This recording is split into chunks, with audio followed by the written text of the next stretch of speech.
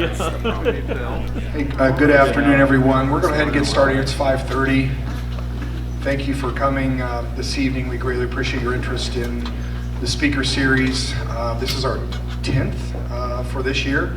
Next year, we're probably going to scale back maybe to 4 to talk about prosperity, growth, those type of topics, but we'll have more next year as well. We'll come out with a schedule, but again, we appreciate your interest. Tonight, we're going to talk about smart planning and what it takes when you have development and growth in your community, how you work together to manage growth, sustain growth, and going forward. Now, there is an announcement. Betsy Goldstein will not be here tonight. Her husband has COVID, and she has a splitting headache. She tested negative, but she doesn't feel well, and she thinks she should stay home, which is the right decision to make. What we're going to do is we're going to invite Betsy back next year to speak, probably in our first speaker series next year, and let her have the floor to talk about her work related to Intel and its impact on Western Licking County. Now, with that being said, we do have Jamie Green, who is a rock star when it comes to, sorry for Jamie, but Jamie does a great job. Jamie is very familiar with Union County, but he's done a lot of really innovative work in Licking County, talking about the growth in Licking County, planning growth, the jurisdictions in Licking County, how they're working together to plan for housing growth, and what that means to them. So Jamie's going to give you a really great presentation tonight. We also have Christine Ernst. She likes to be called Chrissy. Chrissy's with HR with Nestle, a great leader in the community, very involved in a lot of different things. She's going to be your moderator. I hope you can keep Jamie under control since you only have one speaker, Chrissy. But also a couple other facts tonight. Last month in September, the average sale price was $430,000 in Union County. That's pretty expensive, but if you look on the active list today, and Derek told me this, the average price listed today is $688,000. So you think about the price point there and how that impacts everyone who wants a home and wants to live in this community, how expensive housing is. It's kind of scary when you hear those data points. The other thing is the Chamber of Commerce yesterday made a statement on housing and its importance and the future prosperity of our community, what housing means, what growth means, how we can work together and manage growth as a community.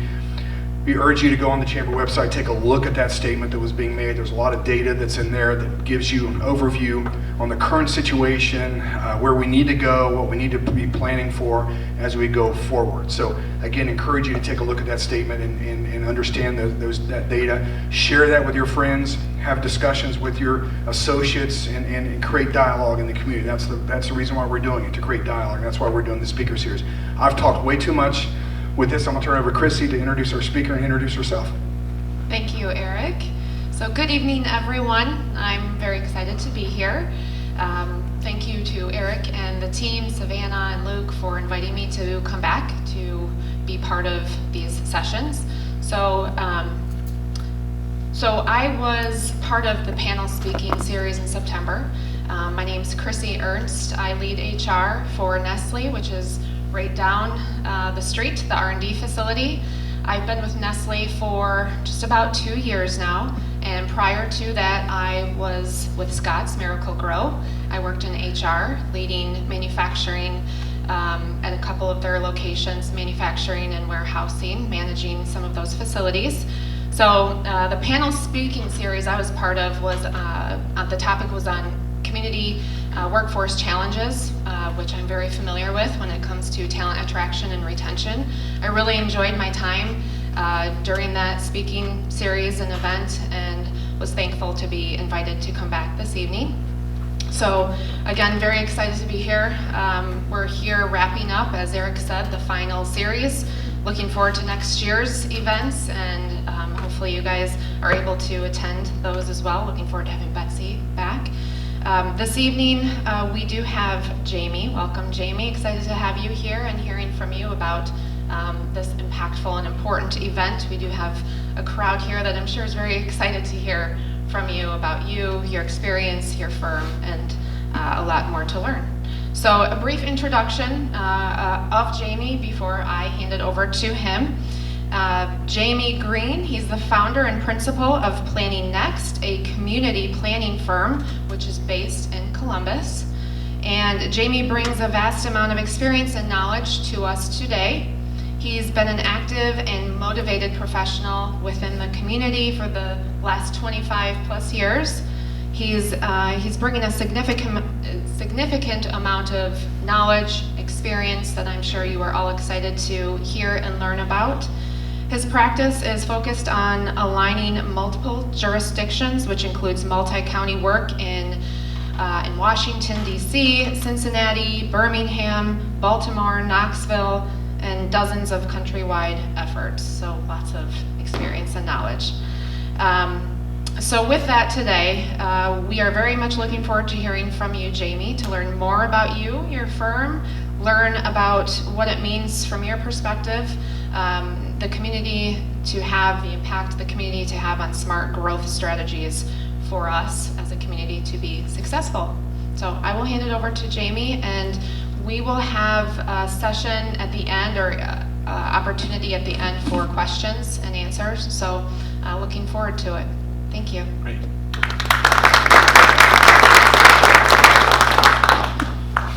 Thanks, Chrissy. It seems like my primary objective tonight is to make you forget about Betsy. Is that it? But I'm really excited to be here. Like many of my colleagues, we're really passionate about the work that we do, and that's trying to help communities sort of deal with the uncertainty that comes with any community, whether or not it's a major disruption like COVID or a recession or an intel. Planning is all about trying to bring some logic around the unpredictable nature about what's going on. So as many of you, well, you're here because you read something about this, and you know this has to do with intel and the implication. I'm going to talk about a process that, you know, it is fundamental. It's the fundamental planning process. It just so happens in this case, it's being applied to multiple jurisdictions at the same time with significant disruption.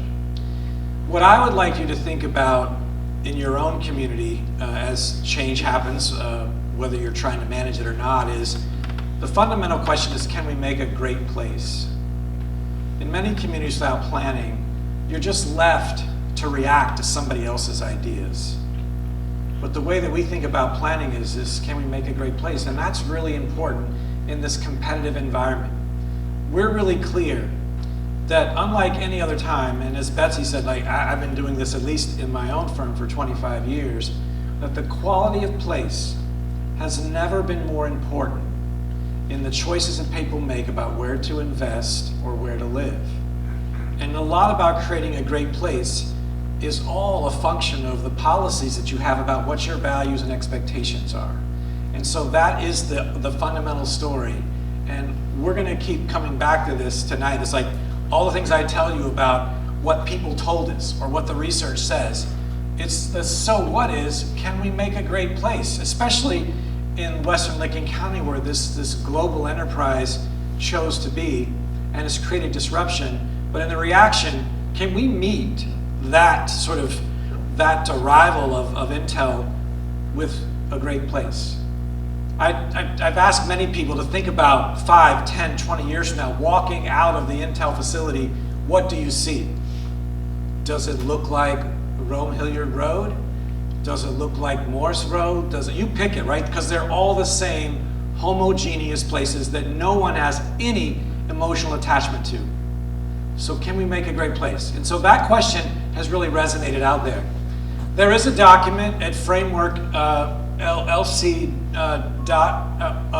that has the framework report, that if you get really motivated tonight, there's 200 pages just waiting for you to explore. But what is identified here is the essential purpose.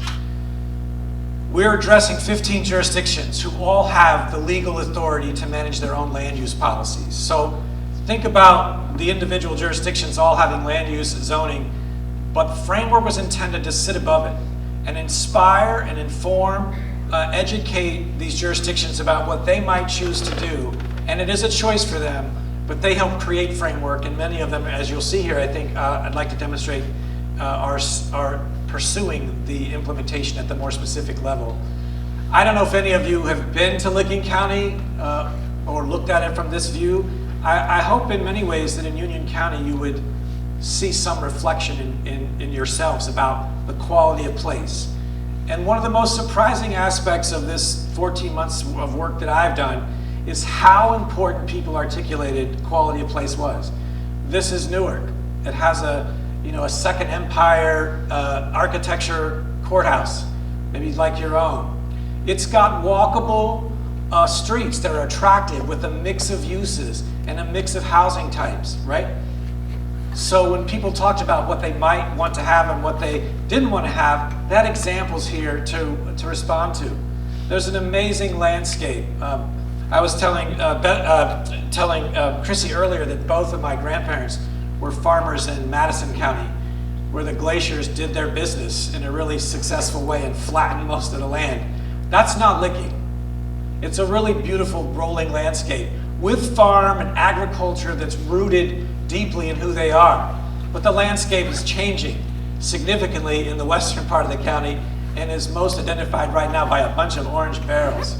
And housing that is being organized in a very different way than the more traditional patterns that you would find in Newark, that you would find in Granville and Johnstown by this sort of development. No value judgment on my part, just a different landscape is evolving. And of course, this is about 3 weeks ago at the Intel site, that if you would have looked at this just 18 months ago, you would have seen the cows and you would have seen the fields of crops is changing rapidly out there, with the idea that the first $20 billion will manifest itself in something that looks like this, unlike anything in the western Licking County landscape. Some of you have probably seen this diagram before, and here in the middle is the Intel site. Here's downtown Columbus. Here's where we are. This shows a ring of driving times from the Intel site. And so you're sitting in the, wrapped here around what looks like the 40, 50 minute ring. That's not far. If you think about where Intel has other enterprises going, that drive time is really nothing to them. But anyway, I just want to give you this frame of reference if you haven't seen it before. That's where you sit relative to that. Now, one of the things that we could talk a lot about is all the other planning that's going on in the region. When Intel was announced, the Department of Transportation started a process that was called the 20-minute. And so they looked at the need for improvements in transportation to really, like opening day, what was needed. Because most of the roads out there, chip and seal, 10, 12 foot wide, not what you would need. And if you drive out today, you'd be really amazed at what's happened. But recently, just in the last month, ODOT provided $1 million grant to Morpsey to do the 40-minute. So that's in your area, to look at what are the transportation needs in the 40-minute range. That encompasses a geography of 2,200 square miles. So it's a big deal, a big thing, of which you will be engaged in that, your Union County will be engaged in that process.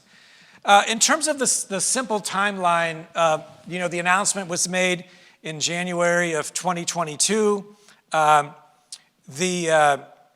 There is in Licking County a foundation. There's multiple foundations. There's one, the Thomas J. Evans Foundation, that the chair of the board is an 8th generation resident of the county. Part of the underlying story in talking about framework is the importance of one, leadership, and importance, if you can find it, like a neutral convener of the conversation. That was the T.J. Evans Foundation took on that role to convene. We were engaged last year in June, and in September of this year, we delivered, and I'm going to talk about this, the process of delivering what we call the framework. The framework had as their leadership team an elected official from 15 different jurisdictions. They'd never done anything like this in Licking County.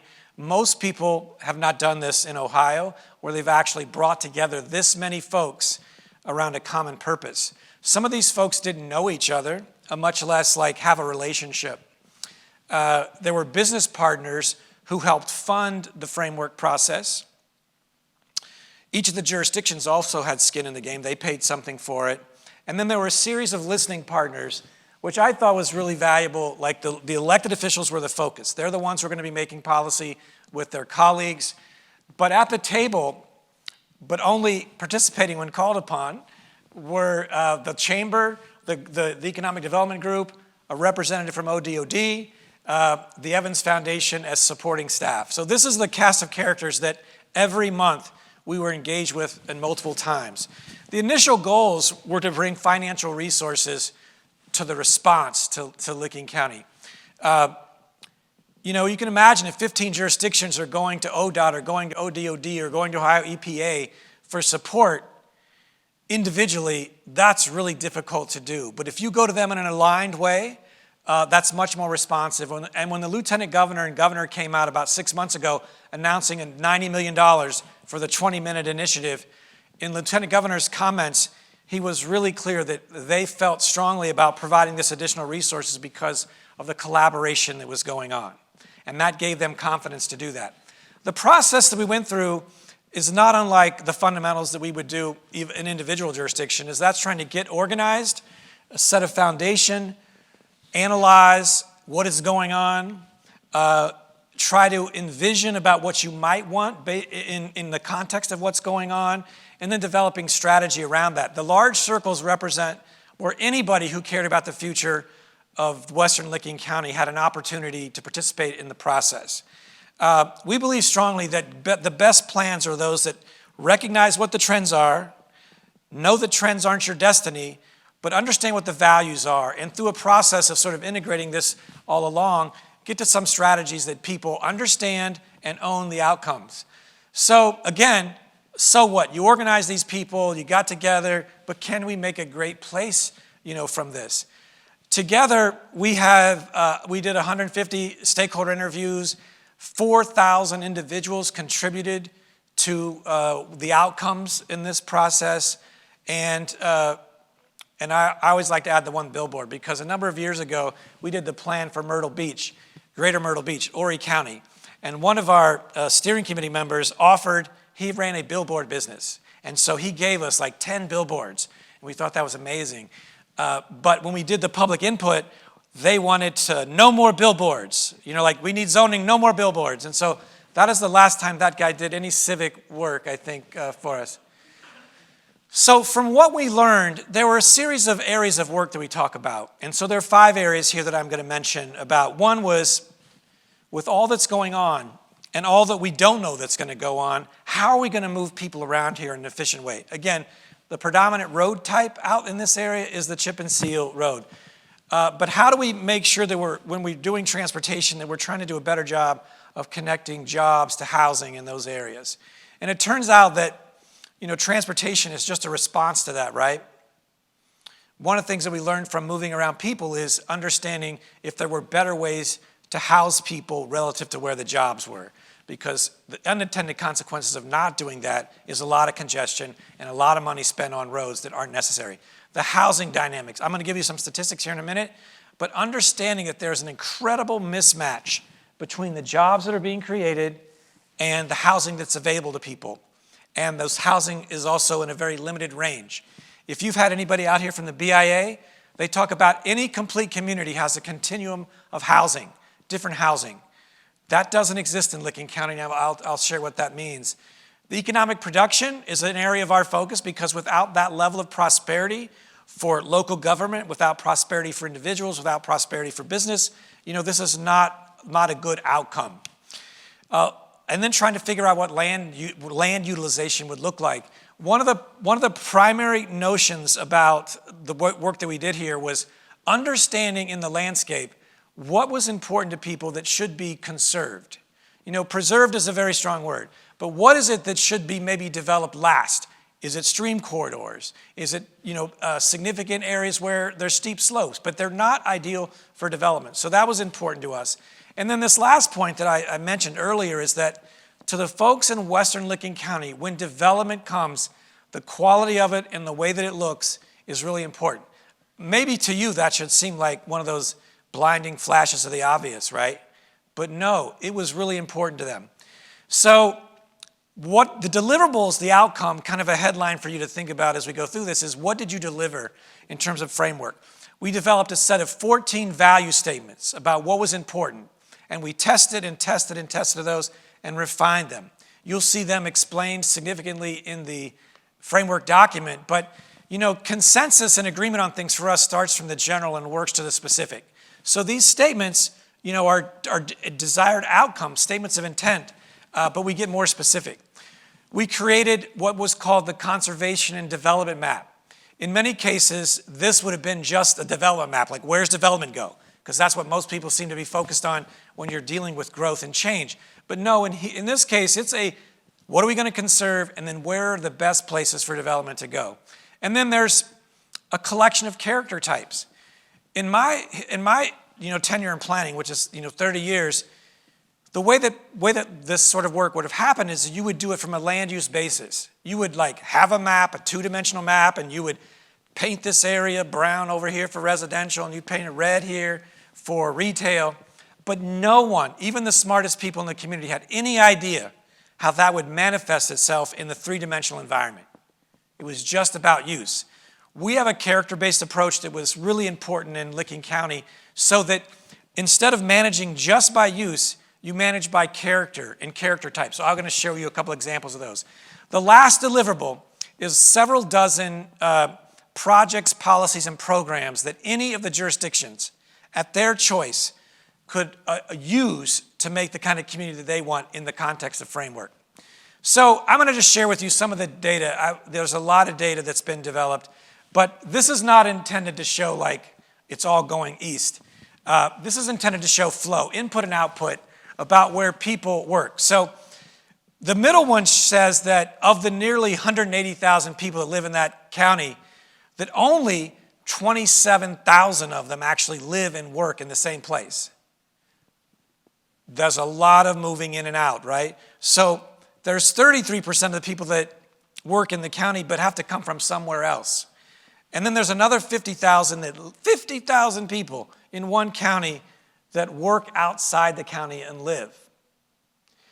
One of the things that's important to note that in the last 10 years in Licking County, for every job, for every 4 jobs they created, there was only 1 new residential unit created. So right away, 3 out of the 4 people who got jobs in Licking County had to drive someplace else. And nearly a third of them are driving more than 25 miles one way. There are consequences of these things, right? One is congestion that maybe you don't have to have or you don't want, building roads. The other is that there's a large number of people that are spending their money sales tax-wise in somebody else's community that's collecting it. So what we were trying to do more than anything with this leadership group initially was like just education, understand. People, they don't think this way. They've never had to think in terms of like the significant growth they're looking at either. In terms of gross domestic product, like Licking County was doing very well before anybody said the word Intel to them. This chart shows in the squares there, the orange squares, what was happening in the county from 2011 to 2021. What you see in the smaller dashed line is Ohio, and what you see in the dashed line is the metro area. So in the early 2000 aughts, the county was lagging behind, but man, from 2015 on, they were doing well. They were already struggling with some of the things that have only been amplified by Intel. In terms of the housing, 3/4 of the housing in Licking County is owner-occupied. And there are 73,000 units. 82% of the units, though, are either single-family or in a duplex. And so Licking in this chart is in the blue. The MSA is in the orange. And what you see is that, I mentioned earlier that the BIA talks about like complete communities have at least 6 different housing types, so that as people's lifestyle changes, they have choices to move up and down and not move out. What's happening in Licking County is they are, with this overabundance relative to others of the single-family population, is that folks who are empty nesters or seniors who are ready to find a lower maintenance housing choice have nowhere to go. And many of them aren't ready for a senior living facility. They want a different product. But for them to get the different product, they have to move out of the community that they may have raised their children. They've got relationships with their faith-based community and social services. They have to leave that. And the community loses like social infrastructure from the people that are there. So, and what's happening, they know already, is that while Intel and others are trying to recruit, workers, there's a clog in the system here because there isn't a broader housing choice for that natural flow to happen. This is important to look at, and this is like probably too much detail for you to break out. The headline is what probably you should pay attention to, is that looking at what people are able to afford, projecting forward, and looking at where the housing product is going from a cost standpoint, what this research demonstrated is that 40% of the new housing stock that is likely to be built to meet the projections, again, of the BIA, would require some subsidy or other incentives. And that includes at the lower range of income, household income of $50,000, but it actually shows that up to the $100,000 that just based on what housing is going to cost and what we're projecting for income for folks, that there is a really big problem. And that is not unique to Licking County. It's not unique to Ohio. But there's a real mismatch here about what is going on and how this problem is going to be solved. This is a diagram that shows the permitting levels. This is one of the mysteries that was uncovered to leaders that they weren't even looking at. So this shows that over a 30-year period of time, that the average number of permits that were issued in Licking County were a little less than 700. From the 90 to 31 in a 30-year period ending 10 years ago. In the last 10 years, it's down 41% in the county. They're actually, while there is more and more need, they're doing less and less. And there's a number of reasons why that's happening. One of the reasons it's happening is that, and we know this through running a developers workshop. We did a half-day workshop at Denison with 22 of the leading residential developers in the region. And they diagnosed what was holding them back from doing more. Part of them is that it turns out that they believe that getting through the development review process in Licking County is really long and unpredictable. The developers in general, there may be some in the room here, but my understanding is they like predictability and they like speed to get through the process. The other thing is that, and if you've been reading the Dispatch in the last 6 weeks, you've probably seen this, is the challenges around the lack of predictability of providing water and addressing sewer needs in the county. There's a lot of like just really close to Intel, that probably won't be served by water and sewer for 3 to 4, 5 years that's going on right now. Today we had a detailed conversation with the Ohio EPA folks. Some of you may know that there's a 15 county study going on, or getting ready to be launched, that will look at how water and sewer are handled in the state of Ohio. And they've looked at other comparables like in Texas and Georgia about how that is managed. It looks to me like if we do this, it would bring us up to the 1980s in Ohio about how you do this work. There's so many providers that are allowed legally to do this that it's really creating a whole series of challenges. I mentioned earlier that in terms of land utilization, that was really important to understand what was expected to come, and not just like knowing that there's another tens of thousands of people going, but what does it mean in terms of the landscape and managing what's going on? So we did an illustration from an educational standpoint where we looked at the zoning that everybody had, because we wanted to illustrate, like, these are the rules that you have in place. This is what you're going to get if you don't change anything. We then had to do something tricky. I don't know what it looks like in Union County, but in these 15 jurisdictions, there are actually 73 different zoning designations. In some places, it's as if one community is speaking one language and the next one across the boundary line is speaking another. That is not conducive for a lot of things. But we had to do that to illustrate this. And then we looked at the BIA's projections for housing, because that is something that both developers respected and the public sector leadership.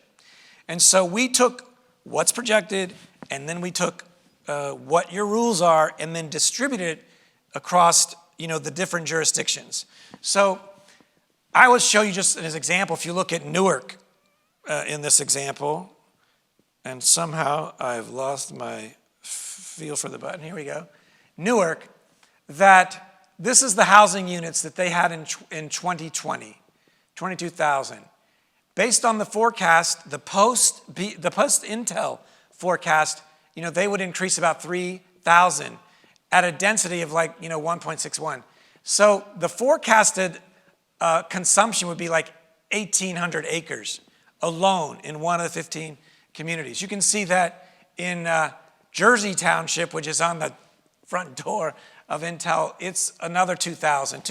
Anyway, we added all this up, and these projections in the next 10 years, based on the densities that these jurisdictions have in place, would require like 22,000 acres of development. So, and this just shows this another way. So when you look at what Newark has available, Newark took 10, all of them took, this is by percentage, they all took 10% of the growth. And you could see that in Newark, in the next 10 years, they basically would develop everything that they have. Unless they annexed, or unless they focused on redevelopment, there would be no more development in their boundaries. While some of the other jurisdictions, like Monroe Township, which is much more rural and on the north side, would be different. So this is one of the most unusual and hard to understand diagrams, but we couldn't, with the local jurisdictions, put their development, like say Johnstown, you're going to put your growth here. That's their job. So we tried to illustrate another way.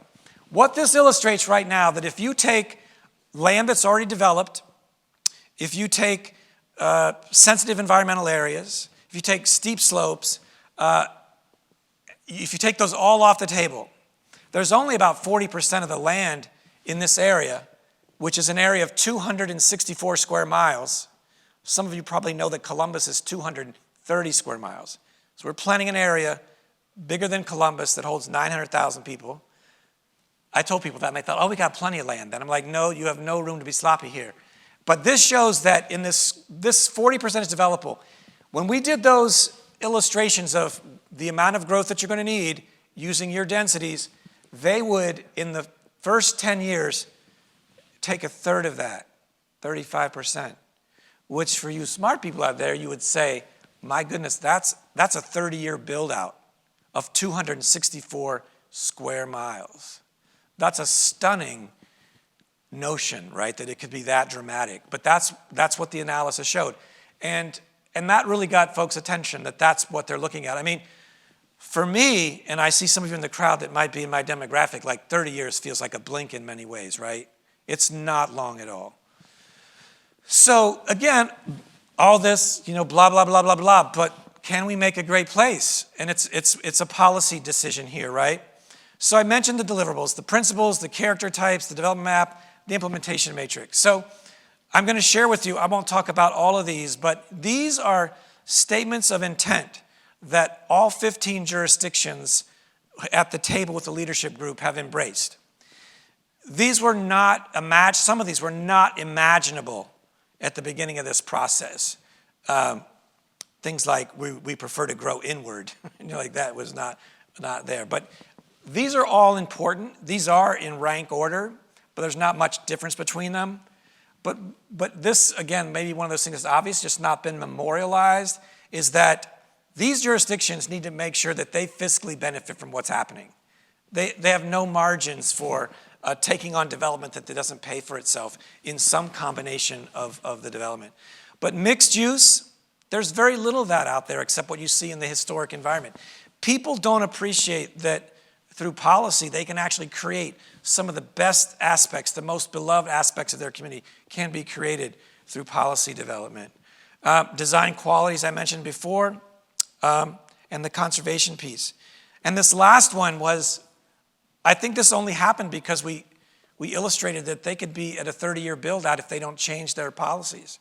That they want to focus inward first, adjacent to existing development, in areas that are likely or close to be served by the infrastructure. So the character types, we illustrated about a dozen different conditions. This happens to be rural living. But instead of just talking about use, in these character types, we talk about the relative height of buildings, the building form, what is happening in the street and the block structure, because there's so much about the image that's important to people that happens in the public realm.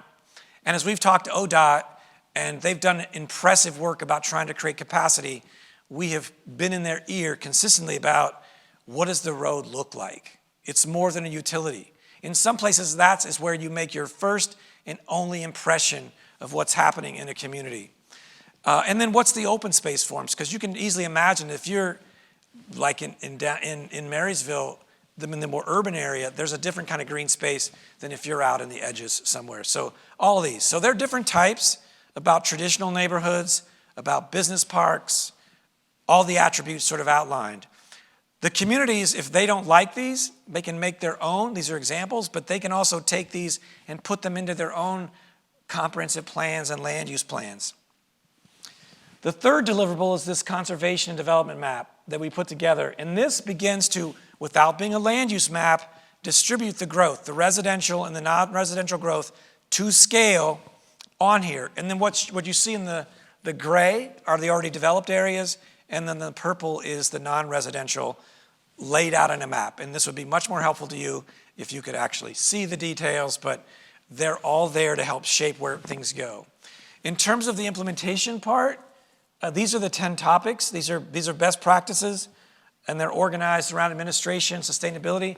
So if any of these local jurisdictions wants to have stronger policies about sustainability, they've got a menu. And we also organize the menu about whose job is it? Is this a county? Is the county the one that's enabled by the Ohio Revised Code to do some of these policies versus a municipality or a township? The implementation part, we've been really clear about there being both opportunities and challenges in this place. And there's some of these challenges that will keep the communities from realizing the upside benefits. In our work, we had the good fortune about 2 months ago to spend 90 minutes with Governor DeWine, Lieutenant Governor Husted, and the Director of Development. And we laid out a similar presentation with them and for their cabinet members, just a small, intimate discussion about this. But we're really clear that even with all the upside potential that's happening there are things that could diminish the potential. And one is how to make these transportation choices available to folks. There's only so much roadway capacity. You've probably, in this series, learned about how much growth is expected here in the region. We've got to have different kinds of transportation choices that are logical and make the right connections and have the character that reinforces our values around creating quality places. Housing for a complete community. There's a very challenging thing that's happening around housing. One of the exciting things, I don't know whether you've had discussions with them yet, but a number of years ago there was something set up in Columbus with Mayor Coleman and Huntington Bank called the Affordable Housing Trust. They create pools of capital that then can close the capital gap, the capital stack and the gap in funding for housing choice, workforce housing, affordable housing. They can do that. In the middle of this process, we brought them in and started talking about what was needed in the rural counties. Their board then authorized them about 8 months ago to create capital pools in other counties. And so they came to Licking County. Now, housed at the Licking County Foundation is a capital pool for closing the capital stack on residential development in the workforce affordable categories. I mentioned the utilities. If they don't get that figured out and they need a regional solution, that is going to hold back potential for this to be great. The economic tools, Ohio has a lot of economic tools.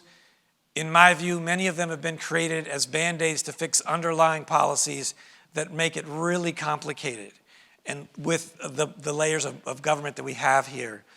And then this last one is really important. These 15 jurisdictions are still staffed as if Intel had never been talked about. They don't have the capacity or the capabilities to deal with this major developers that do this every single day. And so we have talked a lot about, if you want to realize this potential, these folks have to be addressed. I'll show you how we're going to do, as part of Framework, do that. But there's now 2 other programs to provide capacity. Your communities in Union County are eligible for them that are happening right now. The interesting thing, one of the interesting things among a lot, was that with 3 months to go, the elected officials started asking, what happens when we write this report? Are we done? Because we don't want to be done. We've learned so much, and we've got this, I mean this only half jokingly, we've got this support group of other elected, we're in this together. And they started talking. The business leaders came forward again and said, if these guys, and they are mostly guys, if these guys want to continue to work together, we got to support this. The county commission said, this round, we're going to take care of all the 14 other jurisdictions. We're going to take care of that for them because they need to continue this work. So now there is this, in the year 2 of framework implementation, where there is coordination being funded for them.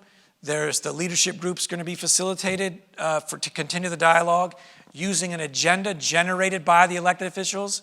Like if you look at all the things in the framework report, implementation, what are the 3 to 5 things that each one of you want to start working on? That's going to shape the agenda. They're meeting for the first time this month in this year 2.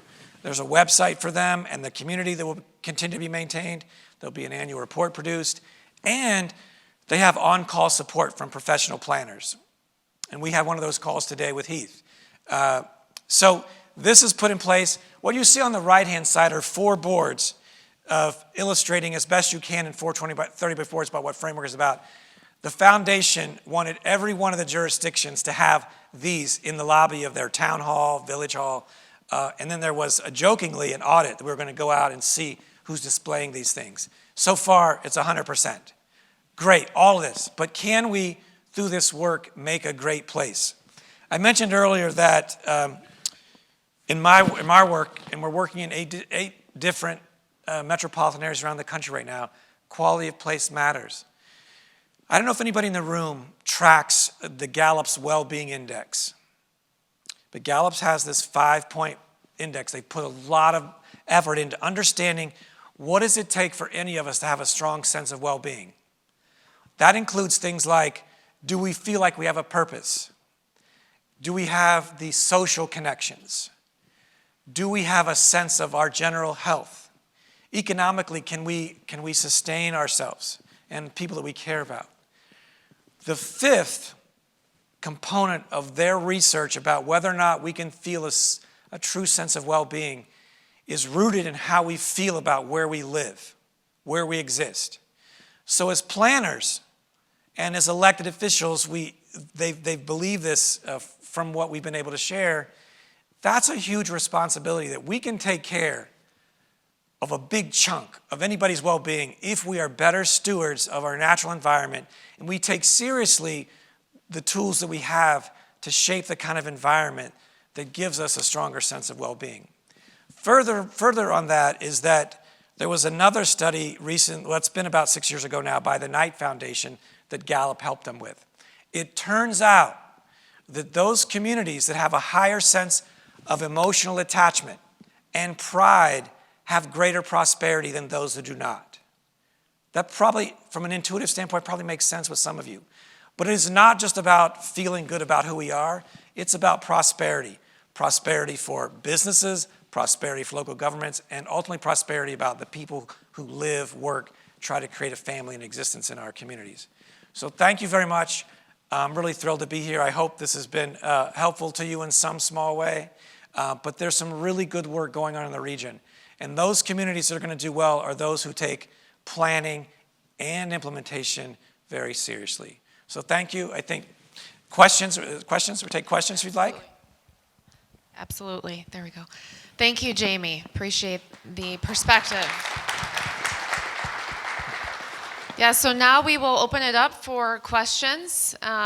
Certainly want to encourage you all to ask if you do have something on your mind. I'm sure Jamie is very welcome to receiving those. So basically what I'm getting is that Licking County is headed to scramble because that's where the source of the main part of the growth is going to go. Right. But you're preaching that the other counties within that sphere need to get ahead of the game. Yeah. Because we're going to have the same kind of problems. I think this, generally, if planning, in my view, is all about good stewardship. And even if you don't have some disruption like this, every community should have sort of a game plan. And if change happens sooner to you, you're ready, right? If you have what you want as an outcome, you're ready. If it comes faster, you're ready. So I think it's really just, I'm guessing all of you have some sort of plan about, your financial security or your career, but having a plan, I think, is just fundamental to good stewardship. So yes, the projections that Morpsey put out, should have all of the Central Ohio communities really, up on their toes, like ready for what's coming. A lot of it's unpredictable, but depending upon your point of view, Central Ohio's done an amazing job to attract, again, even pre-Intel, in major investments here. Change is coming, and you have a choice to either react to it in community. I'm not saying you personally, but communities can either just react to that, have people bring their ideas to them, or you can put public policy in place that gives you a better chance of getting outcomes that are important to you. Hey, Jamie, we do have we're going through a comprehensive plan update for Union County. I know other communities already have comprehensive plans. What can they do to improve those planning documents to incorporate some of this? So should there be a housing chapter about all these challenges and what we should be doing? What should we do with our comp plan? With your comp plan? Well, I think if you were to take some of the key lessons learned from Framework, which come from a lot of other lessons learned from around the country, is that you just think about like this being an educational thing. People need to understand that there are consequences to choices, right? That seems so obvious. There's also, doing nothing is also a choice, and there are consequences to that. So I think in this day and age, the engagement of people who care about the place is fundamental. We mentioned 4,000. That takes a lot of work. Sometimes people don't want to put in the work, but that will pay huge dividends and kind of the insight that you get and ownership in the outcomes. So I think, I don't know in terms of what you're thinking about the update, but I would think about being educational and also including people and being really intentional about that. I've been doing this, we've admitted a long time, and there's never been a harder time to get people involved. I mean, a number of years ago, we did an event in Columbus, and we had 2,000 people in the exhibition hall for a public meeting. We could talk about that in another speaker series, but it's never been harder to do that. I mean, we're coming out of the COVID. You still see people that are susceptible. I mean, people are still getting it. There's a lot of people that have health conditions. It's just like it's a downer and a deterrent to come together. But we also are living in a time where I've never seen the uncivilized discourse that has enabled people at the local level to think that that's the way that they can and should behave. Who wants to go and subject themselves to something like that? It's hard to invite somebody into that. So if they're going to come together, you have to provide them safe space to do that. But it's hard, but you should do that. I think the consequences, the choices is fundamental. So understand what questions you're trying to answer. And a lot of plans, there's a basic model in the state of Ohio that says you should look at land, you should look at transportation. But it doesn't confine you to that. So you have the opportunity to really define what you want to address. But having real strong clarity in Union County about what questions are we trying to answer from this process, I think is fundamental. That's great. And we will definitely incorporate that. I know Jeff's on the steering committee and others here tonight are on the steering committee. We'll have to incorporate some of the thoughts from their framework work. Yeah, along that what you just mentioned, like, I got to believe the 15 organizations, there was a lot of initial defensive posture. I moved out here in the country and now this, or not in my backyard. But are you saying that with everything that you've shown here, which is impressive, but is all 15 ships sailing in the same direction right now? At a high level, I mean, you guys have all heard the expression like the devil's in the details and we got to make this work. So it's really, for this to be realized, these jurisdictions have to go back home and update their comprehensive plans. Some of them were in the process of doing it. Some of them waited until this is done. But they have to go back and make policy for themselves to do that. There's a real strong notion that many of them will. We have a township. I don't know how many of you are like planning and zoning junkies, but there's a fairly progressive way to manage the physical environment. That's something called form-based codes. That's usually an urban idea. There's a rural township out there that they think they want a form-based code, and I think it's extraordinary that they understand what that could do for them. So they're doing that work. We also have another township trustee that he's been documented in the Dispatch article that they're updating their zoning, they're doing all these economic plannings, and When they're done, he's going to hire an architectural illustrator so that it's painfully obvious to developers and anybody who comes to that particular township that this is our vision. This is what we want it to look like. They're going to that lengths to sort of demonstrate to people what they want. So there's a lot that can go into this. This whole issue about water right now has the potential to string people out and maybe not make the cooperation good. But the reality is that there are 4 jurisdictions right now that are coming together to create their own, trying to create their own water district so that they can control that because there's nothing like these water distribution things that local jurisdictions don't control that can really wreak havoc on a plan. Hi, Jamie. Thank you for being here. One of the things that has become frustrating as a city manager for Marysville is that well before I got here, Union County and Marysville collaborated 15, 20 years ago to begin the process of development of utilities for ultimately what was going to come into this area. So we've invested in excess of $250 million in water, sewer, a lot of roadway infrastructure. We're still doing a lot of that as well, and we just opened a new water plant. So the frustrating thing is, from our vantage point, is we have a little bit of a fragmented community now that doesn't feel, we're ready for the growth.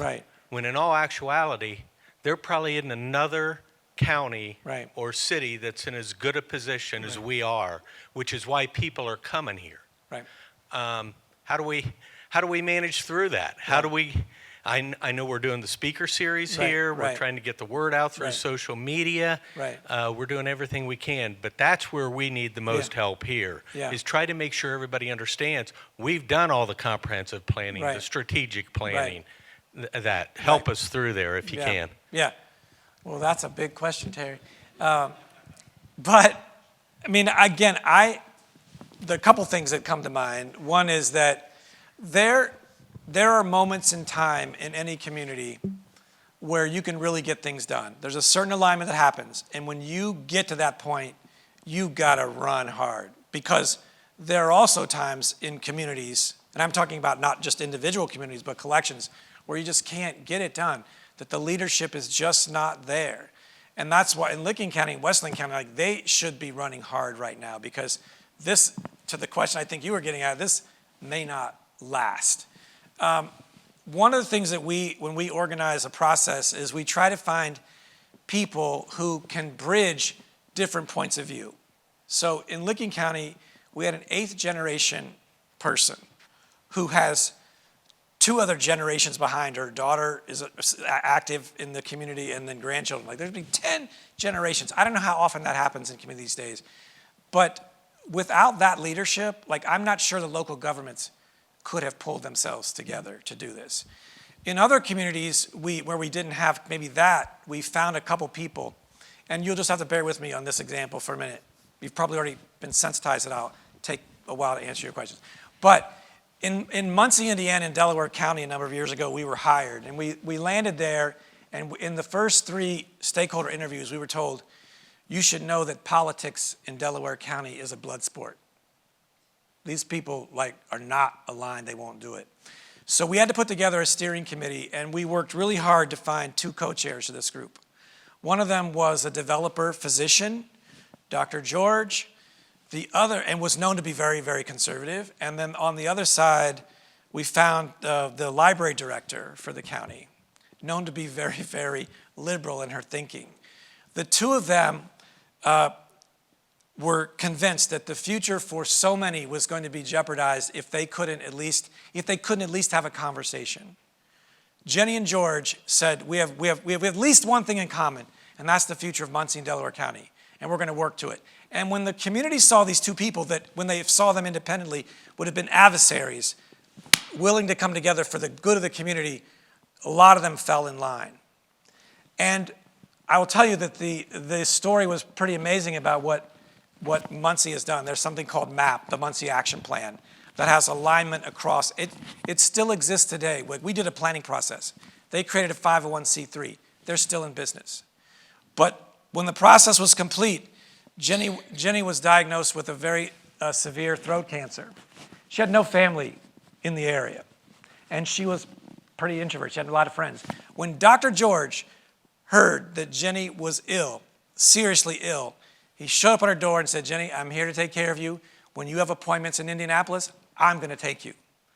And he did. He saw her through her whole treatment. And so that sort of emotional commitment to community by two people who were diametrically opposed politically was powerful in demonstrating.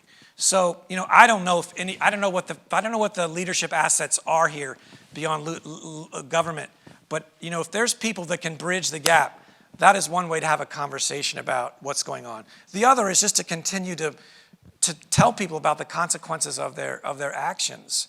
And if I could tie this back, Terry, to the question you raised that I don't think I addressed, that there are a lot of people that move out in Licking County because they wanted the rural area. If they continue to develop like they are with their current policies of large lot houses on the rural landscape, they will take away the rural character in a much faster way. We're also working in Fairfield County right now where farmland preservation, rural character are really important. We have a scenario right now that would save them 50,000 acres of residential demand, but it requires thinking differently about how you use your land. There's a trade-off. You can't get something for nothing. I've said this a number of times. It's true wherever we work and in growing communities that when we engage the public, they're adamantly opposed against two things: density and sprawl. It's hard to win, when you have that strong sentiment against these two things. So part of the education here is you can't get it. We have illustrations and framework right now that show the conventional township development pattern of their acreage size and what it gets you by right. But that'll bust the mood of rural character right away. Anyway, it's an important point, but you don't get it by just letting things go. So I don't know if I helped Terry or not, but I think leadership, I'd be all over the place trying to find people who could bring other people together. Jamie, on that point, we have Chrissy on the stage too, and I'm not to put Chrissy on the spot here, but I'm going to ask her, maybe you follow up. Chrissy, why is it important for you? You're a business leader in this community. Why is it important for businesses to be involved in some of this work here? Talk about planning, housing, growth, and how we work together. And Jamie has an answer, I know, but what are your thoughts from a Nestle perspective? Why you're here? Why you're engaged in this speaker series? Sure, great question. So one of the reasons I also actively participated in one of the recent speaker series is, I'm passionate as an individual, as a person, in terms of, community engagement and participation, but even more importantly, as a leader in a global corporation, but also just because Nestle has a small presence here in Marysville, it's important for us to have these connections to make a presence for attracting talent. I know we're competing with some of the larger organizations, and we face challenges that many of the other organizations face when it comes to talent attraction and retention. So it's important for many reasons. I'm personally passionate about it, but it's also important for the business to make sure we make these strong connections and also make a point to recognize the challenges that are faced with workforce and planning and housing and being able to attract talent that may be moving from a different location. If we don't have enough housing to support that, that's certainly an issue as well. Jamie, you were on an ad or no? That was a great answer, and we love having Nestle here, by the way. No, but I would just say that I think that's right. There's motivations about why you do this planning in a certain way, because it has benefits like that. One of the most moving experiences in the framework process was we did a series of work sessions with all 10 superintendents. There's 10 school districts in Licking. We did workshops with them multiple times. And one of the most moving experiences was when one of the superintendents said, I've got this 32-year-old son of mine who lives in Columbus right now. He sees himself as a Licking County boy. He wants to be in Licking County, but there's no place that like the experience exists. So this guy, this superintendent started diagramming what this place would be like where his son would go. I mean, it's like your town center. You know, it's a mix of place, a mix of housing types. He can walk to get to what he needs. You know, but this father was in a passionate way. He knew exactly what his son wanted. He wanted to be in Licking County, but there was not a housing type to attract him or other kinds of, you know, younger talent. And it's about his family. And we're creating these places where you can't do what you would like in that way. I do know that there are places where, through really important conversations and illustrating consequences, that people change, this change is possible for them if they want to choose that. Upper Arlington is a good example. We did their plan 20 years ago, and I say this to people in Upper Arlington too, like I learned that the most cherished value in Upper Arlington was maintaining the status quo. But when they learned that their fiscal strength was diminishing, they were landlocked, 95% developed, no Class A office space, losing the inheritance tax, it got their attention.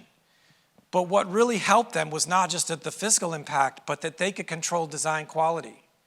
Before the plan was done, they already started the rezoning process on their 7 non-residential areas and allowed the intensity of development to increase by a factor of 3. There's a reason why Lane Avenue looks the way it does today. It was through a planning process where there was educational that no one would have predicted that happened in a maintain the status quo place. So as a realtor in the area, I see 2 different extreme arguments when it comes to growth. I see the 10th generation community member can't find a place to live, and I see the new hires that can't find a place to live and they want to live here. Yeah.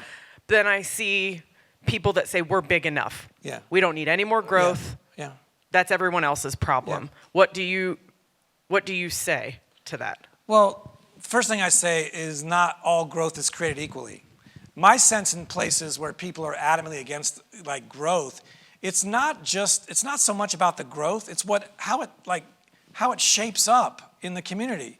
Like I said earlier, like I'm really clear in the last 50 to 60 years in this country and in this region, we've done an amazing job of developing a bunch of stuff that nobody will care about. People don't want that. I mean, they'll care about it. Like, can we not create something different that people can develop an emotional attachment? I mean, we have a really strong, in many communities, strong historic preservation.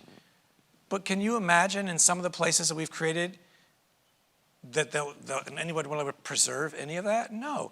I was in, two weeks ago, Friday, I was in Northern Virginia, in Alexandria, and there's a redevelopment going on. And next to the redevelopment was a shopping center, power center, that had been built less than 20 years ago. It's about ready to come down for new development, and there's no protest that says, God, we love that surface parking lot. Give us those big signs. Like nobody. So anyway, I think that people are against the growth, not so much maybe about the magnitude, but what it, like the kind of development we're getting.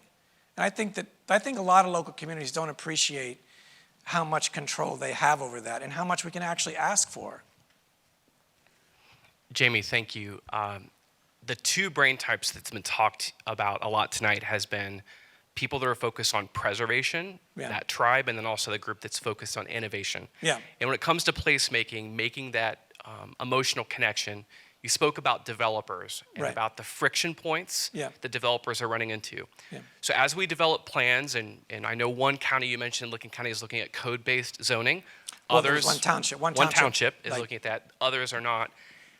One of the things when I go in and work with local businesses, I look at those friction points, and a good test is how easy it is to get permission to put a sign out in front of your business. Right. If that process is really hard, and it takes a degree to do that, that's usually a point that there's challenges in the friction points there. Right. Here's my question with the work that you do. How do you meet those 2 brain types for local investors and business owners that want to do more? Yeah. But if we add the layers and the friction points and the planning documents, that they just get stuck and they put their hands up and they give up. Right. So great question. So the in Licking County, and this is not uncommon, when I said we met with these developers and I went back and reported that there are friction points and so they're not here, many of the people said like, sweet Jesus, like that we don't want them here. But the reality is you do need and want them there. And what you do is you create a fast lane.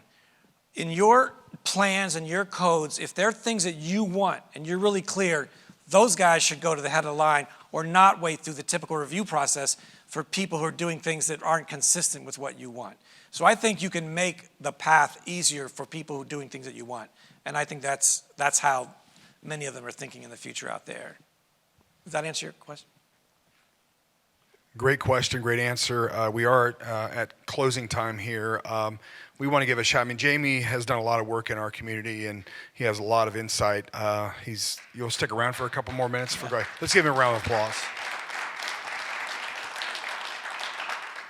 Can't say enough about Chrissy and Nestle. Having Nestle, every coffee product in North America goes through Nestle here in Marysville for approval. Freeze-dried coffee was invented in Marysville, Ohio in the 1960s. It's because of Nestle's being here over 100 years, and so we appreciate Nestle and their presence here in our community. Let's give Nestle a round of applause. This is another applause. I want to give a shout out to Savannah and Luke on the economic development staff. They were the ones that have really been working on these series. So let's give Savannah and Luke a round of applause for all their work. And we will start this up next year, but we appreciate all your interest in this program. These are posted online. We encourage you to go online and view all 10 of them. They're meant to be there for you to create dialogue and discussion about growth, development, prosperity, what they all mean to Marysville and Union County. We encourage you to do that. Thank you. Have a wonderful night. And again, let's give Jamie, and by the way, let's give Betsy, her getting better sooner rather than later and all that kind of stuff. We miss Betsy, but we'll bring her back next year. And again, one more round of applause for Jamie and Chrissy. Thank you very much. Appreciate it.